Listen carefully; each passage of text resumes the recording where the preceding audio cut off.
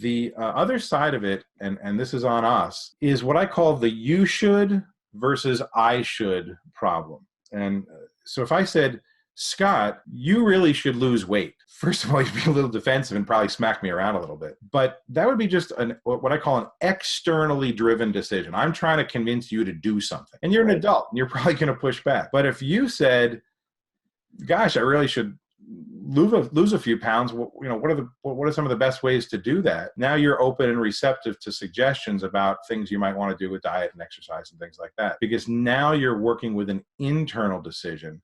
And what happens in your brain, again, if you study the way your mind works, your brain works to actually unwind, to cancel out, to stop externally driven decisions. Meaning if you actually try and force someone to buy a product, they may actually agree to it. They may actually even give you a check. But I'm sure most agents, if you've been around a while, have experienced the scenario where the person calls you back pretty quickly and says, I want to cancel what I just signed up for while I was in your office, or they don't go through underwriting or whatever.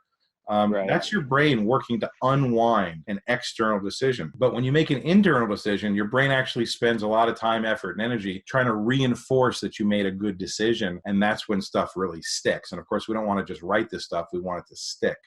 And so focusing on how do I create internally driven decisions of I want that or I should do that versus you should do that. We don't want to be telling people you really should have more liability coverage. We want them saying, I really want more liability coverage. And so that's a big part of the process. You might be meeting with, an existing client and you look at their coverage and you think, wow, 5,100, that's really lame. That's not going to really provide you much protection. And what happens is your brain gets there too soon. Your brain's like, oh yeah, if there was an accident, there was a claim and, you wouldn't have enough. And so we bypass that whole thought process and we just say to the client, you don't have enough liability coverage. You should get more. And right away, we're in the you should. But let's just say we asked a really, really powerful question of the client to start out. And questions will always bypass the defensive mechanism because, again, the way your brain works, it has to process the question, and it tends to process the question visually. And as soon as it does that, it kind of bypasses all that initial defense, and it actually starts to, if you've done it right, worry about the thing you asked, and they start to think about the problem. So let me give you an example. So I might say, Ashley, if you were responsible for causing a car accident that injured someone and you were found responsible for their injuries, their lost wages, and their medical bills, how would your life be impacted if, say, 25% of every dollar you ever earn going forward was automatically taken out of your paycheck before you saw it and sent to that other family to satisfy a judgment that was entered against you because of that car accident? How would that impact you? That's good. See the difference?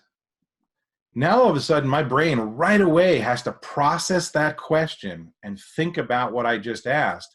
And there's not even a path to objections because your brain is automatically like, oh my God, it would be awful. Oh my gosh, it would be terrible. Right.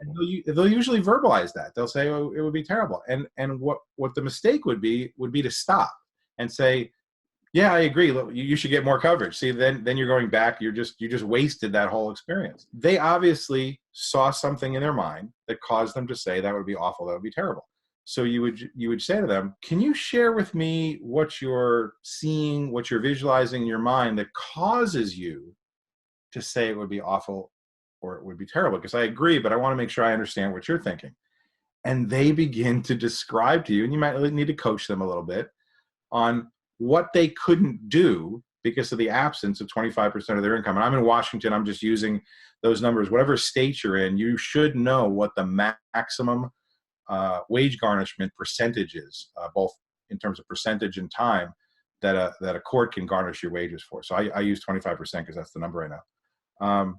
And they describe, well, I probably couldn't live in the house or the apartment that I want to live in. I couldn't drive the car I want. I couldn't have the fun and the vacations, and I couldn't save for retirement, and et cetera, et cetera, et cetera. Once they've described that bad scenario, you can say to them, well, that actually sounds pretty awful. If you had the power to prevent that, would you like to prevent that from ever happening? And they're like, yeah. And I said, if preventing that was maybe the cost of a pizza with 2 or 3 toppings a month. Would that be reasonable? And they're like, yeah, that's actually pretty good. I say, well, let me show you where I think you might still be exposed to that terrible thing that you just described, and let me show you how easy it is to take that risk off the table. And now the person's receptive to bumping from 50, 100 or 100, 300 to 250, 500 and buying a liability umbrella, because it's really cheap to avoid the horrible thing that you just coached them to describe. And now they're highly motivated to spend that extra premium. And so that's I think the overarching thing I want to get across is that a really, really well-formed question is extremely powerful. And so my philosophy in objection avoidance is ask, don't tell. And looked at another way, when you stop selling your products and programs, they'll start buying your solution. That's and great. So it's a philosophical shift.